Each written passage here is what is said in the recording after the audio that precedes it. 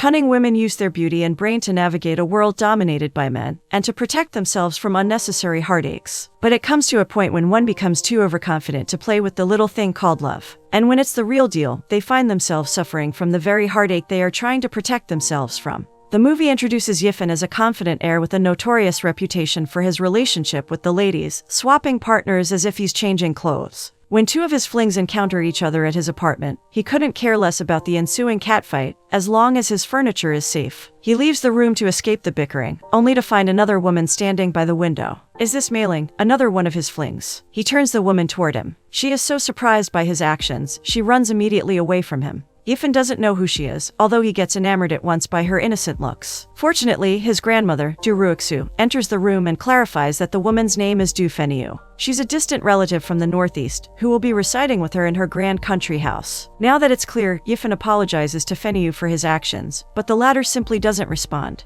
In the next scene, we see another important character in the movie, Mo Ji-yu. She's a renowned businesswoman, and the only successful one in a world that's mostly dominated by men. She's having a photo shoot as part of an article that will feature her success. In one of the poses, she's supposed to read the newspaper. That's when she reads the news about her ex-boyfriend, business tycoon Jin Ji-hyun, getting engaged to a very young girl named Bebe. She controls her emotions to avoid getting looked at by the people at the photo shoot. She can't let her image of a cool and shrewd businesswoman get ruined by this article. She starts thinking of a plan to get back at her ex-boyfriend. This plan becomes more clear as she organizes her charity ball. It's a glamorous event attended only by the upper society of Shanghai, held at one of the clubs owned by Yifen. The purpose is to donate alms and offer help to the victims of the Japanese incursion in the northeast. Despite the glitzy appearance of the city, its roads are filled with child refugees who beg for coins. As for the attendees, the event is more than just its good intentions. It's a way to flaunt their social status through luxury clothing, expensive acquisitions, or profitable marriage agreements. Mrs. Xu, Bebe's mother, shows off to Ji-yu that her very young and impressionable daughter is now engaged to Jin Ji-hyun.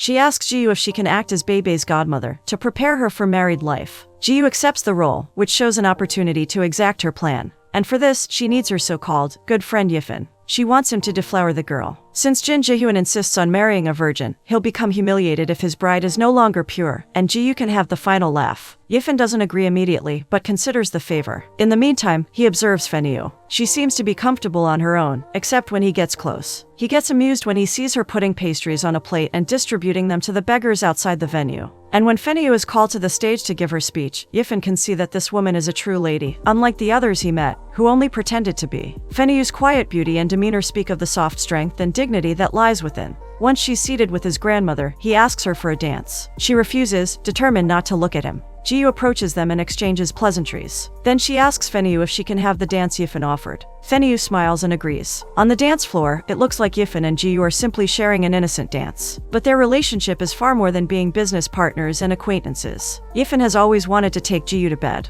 Being a reputable playboy, it will add to his credentials if he can get with the most successful woman at the time. However, Mo Ji-yu is not an easy woman. She's the only one who has avoided every attempt of seduction from Yifen. This game of chase and unmet sexual needs is more thrilling for her than fully giving herself to him. Besides, she still needs him to do her bidding about her ex and Bebe. But to her surprise, he refuses. Yifen sees Bebe as too young for his taste. He wants to go for another woman, and that's Fenyu. Ji-yu doesn't expect this revelation. According to her sources, Du Fenyu is a proper lady who's been widowed recently. Someone like her doesn't match Yifen's proclivities. He takes this as a challenge. Yifen says that if he can get Fenyu to bed, then Ji-yu will follow. Ji-yu is confident he will lose, but she makes a call on the bet. She knows very well her advantage in this liaison, and she will use it well. If Yifen can successfully deflower Bebe and take Fenyu to bed, then she'll give her body to him. But if he loses, then he'll have to give her one of his vast land properties. Yifen is confident he'll win. And so, the deal is on. After this event, we see Bebe having her art classes at home. Her mother has pampered her so much that her naivete is often mistaken for sweetness. She is also strict with her, making sure her nanny is there all the time to guard her. But the nanny sometimes is busy with other activities. That's why she doesn't see that Bebe feels something special for her art teacher, Wenju. Wenju is a poor art student, and takes tutorials as his part-time job.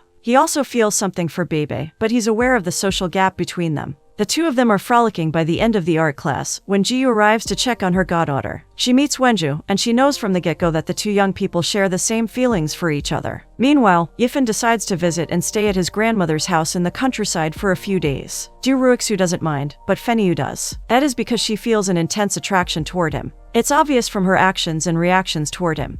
which greatly amuses Yifan to no end. At one point, he bribes his steward to loosen one of the bulbs in Feniyu's room. Then he makes sure he's there to fix the bulb for her. If she refuses, he can always tell her about the roaming spirit of his mother that never left the room. The latter always works with women like Feniyu, so she asks him to fix the bulb for her. She holds the lamp high to help him see. This makes her too close to him. And when the light comes on, she quickly and awkwardly scrambles away from him. Her attraction toward him is too much for her to handle. A few days later, Jiyu and Yifan meet to update each other. Jiyu playfully teases him by holding her cigarette in her mouth and getting it too close to his, just to light hers. Yifan smiles. To him, Jiyu is hard to read, which makes her all the more enticing to him. She takes this as a compliment. She explains that since she's been widowed a long time ago, she's been living in the world of men. The only way for her to survive is to keep her emotions in check. She's willing to smile in public, even if she's bleeding inside. Yifan assures her that once she's his, she won't have to work that much. Jiyu thinks he's only making sweet talk. She never really considers his actions toward her as anything serious. The next day, Mrs. Zhu calls Jiyu for help. She's found out that a boy is leading her daughter astray. As the godmother, Jiyu promises to do something about this, so she accompanies Bebe to a bridal gown fitting. She allows Wenju to come with them. These two kids have no idea that they're going to be pawns in Mo Jiyu's revenge game. Bebe wears the dress and twirls in front of Jiyu and Wenju. The art student is simply in awe at Bebe's beauty. Jiyu tells him that Bebe is a precious and lucky girl, to be engaged to Jin Jihyun. At this, Wenju gets a reality check and becomes mortified and humiliated. He leaves the premises, to Bebe's dismay. In the dressing room, Jiyu comforts her goddaughter. Bebe reveals that she loves Wenju and is okay with marrying him. But her mother forced her into an engagement with the business tycoon. Her mother says it doesn't matter if she doesn't love him, as long as he's rich and can provide for them. Jiyu advises her goddaughter that men with wealth and fame have the power to play innocent girls like her. Wenju can have both if he starts painting girls. So she convinces Bebe to pose for him. He can sell those paintings, and soon he'll be rich enough to marry her. Jiyu goes to great lengths just to destroy her ex-boyfriend, even if it means two innocent people will get caught in the middle. Her plans of putting Bebe and Wenju in one room happen during an opera event. She invites Mrs. Xu and her daughter, knowing that the older lady is anticipating seeing the star of the show. Among other spectators of the show are Yifan, Feniyu, and Ruixi. Yifan is relentless in teasing and seducing Feniyu, which the latter is determined to ignore. One can only wonder how long Feniyu can feign indifference toward him. By the middle of the show, Bebe complains of a stomach ache. Jiyu and her nanny accompany her to a VIP suite that she has booked in advance. There, Jiyu orders the nanny to buy some medicine at a store that's far away. After the nanny leaves, Jiyu gives Bebe the key to another room, where Wenju is waiting for her. The young girl takes this opportunity and grabs the key. Without ado, she strips her clothes and poses for him. Back in the theater, Jiyu is confident that the art student won't be able to resist jumping on such innocent beauty. At first, she worries that the show may end earlier than expected. Mrs. Xu also wants to check on her daughter, but Jiyu manages to stop her every time. Fortunately for her, something happens that gives her more time. Some activists throw paper onto the audience, disrupting the show. From the balcony, Feniyu watches the commotion below. To her surprise, one of the boys is a former student of her late husband. Wanting to help him escape the officers, Feniyu asks him to hide with them. At that time, Yifan is getting drinks for the ladies, so he doesn't know what has happened. But he's clever and easily catches up. He pretends that the boy is a steward of his grandmother. This simple act lifts the suspicion of the officers, who are waiting outside their booth. Once the officers are gone, and the boy safely accompanies his grandmother to their car, Yifan grabs Feniyu's arms and makes her stand up.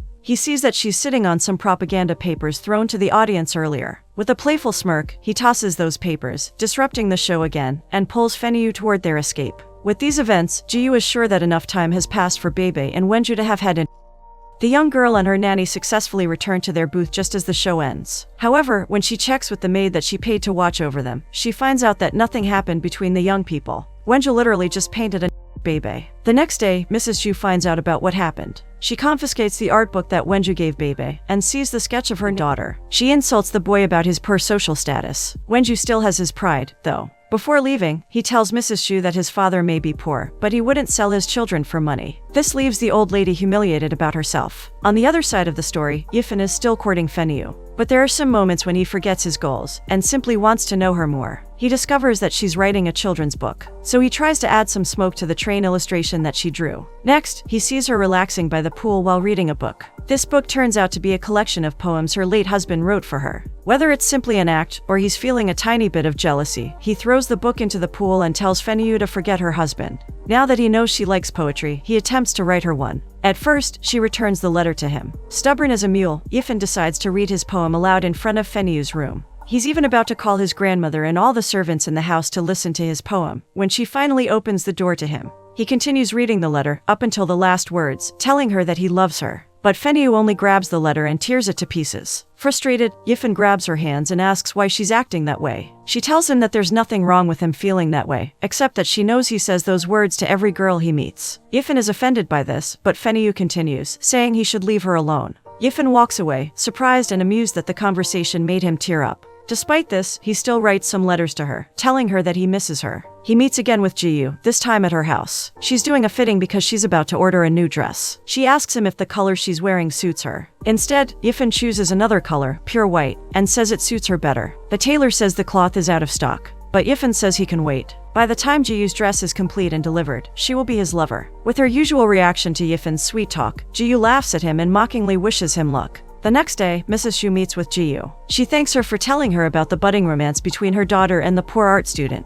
Apparently, Jiyu pretended to have caught them in the act, but the truth is that it's easy for her to discard people when they are of no use to her. Next, Mrs. Xu asks her if she knows any way to separate Bebe from Wenju. Jiyu suggests visiting Du Ruixi in her country house, but the mother thinks of the Playboy Yifan and declines the suggestion. Jiyu assures her that Yifan is in the city, so Bebe is safe. Yifan is indeed in the city. In fact, he hears the conversation between the two women. Once Mrs. Xu leaves, Yifan updates Jiyu on his progress with Fenyu. He's honest enough to admit that he's having a hard time figuring out the conservative lady. Jiyu teases him about falling in love, but Yifan says he's confident he'll never feel that way toward Fenyu. In truth, there's something inside him that's starting to change toward the lady. Jiyu directs the topic toward Bebe. She says an opportunity has opened up for Yifan to deflower the young girl. To impress Jiyu, he finally agrees to do the deed. So, when Mrs. Xu and Bebe arrive at the country house, Yifan doesn't waste the opportunity. With Wenju calling from Jiyu's office, they lure the innocent girl into Yifan's room, under the pretense of comforting her for her unfulfilled love. Wenju even asks Yifan to comfort Bebe for him.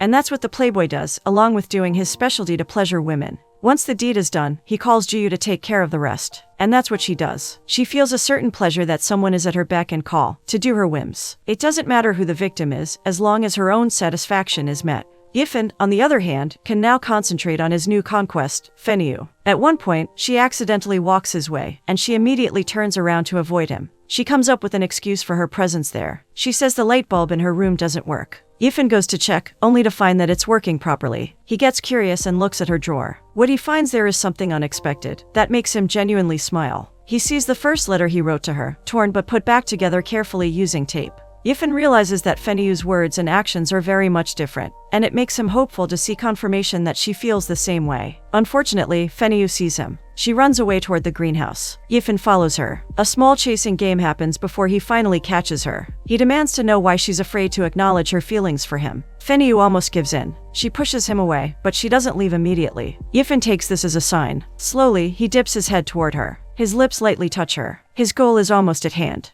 He just needs to take Fenyu right there and then, and the bet is finally done. He'll win, and he'll finally have Jiyu. However, he stops. For what reason, he doesn't know. He leaves her there, shaking. It's been so long since Fenyu's been kissed by a man. Even a light touch of Yifan's lips on hers effectively awakens everything inside her. But she knows this isn't right. Confused about her feelings, she runs away. She chooses a small but quiet apartment to calm her mind and emotions. But she doesn't expect Yifan to follow her there. He grabs her and claims her lips at last. The passion between them overcomes their reasoning. They spend the next hours satiating each other, wrapped in each other's arms. The next morning, Yifan barges into Jiyu's house to claim his prize. But he glimpses a set of man's clothes on the chair, and instantly he knows that Jiyu is also entertaining herself in that way. Regardless, he insists on seeing her, and Jiyu relents. He tells her that the deed is finally done. As a reflection, he mentions that he almost told Fenyu that he loves her. However, Jiyu mocks him. She doesn't believe a man like Yifan can feel something as fantastical as that. She decides to test him. After all, she's confident that his loyalties are still with her.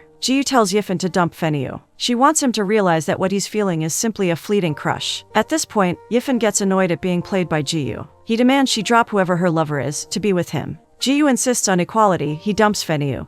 And she dumps her lover. This gives Yifan a lot of things to think about. He tries to put up his defenses, but somehow, Fenyu knows how to get through them. She calls him to let him know she prepared dumplings for him. He's not very particular with the food, but he feels that he has to eat Fenyu's dumplings. He arrives at her apartment and spends a peaceful while with her. He tells her he loves her, and she responds she feels the same way. Yifan knows that what he told Fenyu is true. And this is the reason why he's feeling confused. It seems like he's lost his footing with his emotions. To confirm if his feelings for Jiyu are still the same, or if they are already directed toward Fenyu, he barges again into the businesswoman's house. This time, he's drunk. He captures Ji-yu and insists to claim what is rightfully his. But Ji-yu chides him. Yifan instead goes straight to her room and finds Wenju there. So he's her new lover. He doesn't expect the art student to be Ji-yu's lover, but there it is. Wenju leaves, and Yifan plops himself onto Ji-yu's bed. Ji-yu tries to caress him, but what she hears makes her see red everywhere. Yifan whispers Feniyu's name. It engages her to realize that what he's feeling for the conservative woman is true. How about his feelings for her? Are they even true? Ji-yu doesn't like being toyed with. She must always have the upper hand.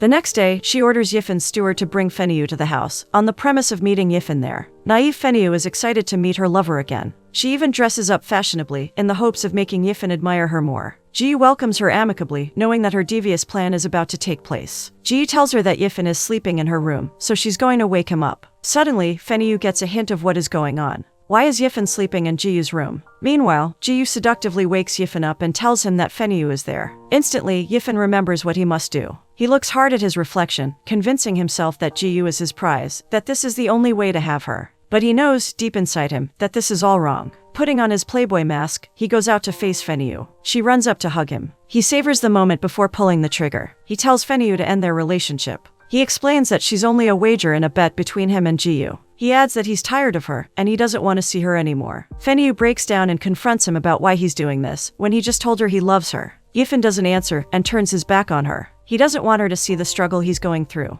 Poor Feniyu can only feel her heart break into pieces, believing every word he said. Then, she toughens her resolve. She's known from the start that he's bad for her. She should have listened to her initial feelings. She leaves the house, numb. When Yifan enters the bedroom, he sees Ji-yu in front of the mirror. She wears conservative clothing that's similar to Feniyu's style. Enraged, Yifan grabs Ji-yu's arms and forces himself on her. He won their bet, he did what Ji-yu asked of him. So why does he feel like he's losing? To his humiliation, Ji-yu is laughing at him. She's laughing at the fact that a woman like proper and boring Feniyu is making Yifan lose his reputation as a playboy. He gets up and asks her why she's doing all this. Ji-yu tells him it's because he loves Feniyu. It's an insult to her that her playboy lover chose a different woman. Yifan says he won their bet, but Ji-yu insists that by the conditions of their deal, he actually lost. Realizing that he's being played, Yifan vows to get revenge on her. Ji-yu's eyes show fire. No one dares to bring down Ji-yu, and she'll show him he's wrong to say those words. But what she does next will bring her downfall. She meets with Wenju and reveals to him that Yifan deflowered Bebe. She urges him to go to the businessman Jin Ji-hyun to get revenge. Wenju does just that. The business tycoon is as cunning and self-preserving as Ji-yu. He orders Wenju to carry out the revenge himself. In one of the rallies that fill the Shanghai streets, Yifan runs to go to Feniyu, but he gets shot by Wenju. Not wanting to waste his remaining time, he still proceeds to Feniyu's apartment. He pleads to see her again. He tells her that he feels happy for the first time whenever he's with her. When no response comes, Yifan smiles. That is how Feniyu is, through and through. He decides to walk away, but he passes out on the ground. That's when Feniyu finally comes out and sees that her lover is already passing away. But for Yifan, it's a dream come true to see Feniyu as he breathes his last. Ji-yu learns about Yifan's passing. She starts hating seeing her reflection in the mirror, because all she sees is the rotten woman inside. Then she receives the white dress that Yifan made for her. The card with it says that by the time this dress is done, she'll be Yifan's. It seems to be true, because Ji-yu finally realizes that she's lost the only real thing she had in this world. The only one who wins in this game of love is Feniyu. A year later, she goes back to the Northeast and teaches the child refugees there. She keeps the smoke that Yifan added to her train illustration, to remind her that once, she loved and had been loved by a man like him.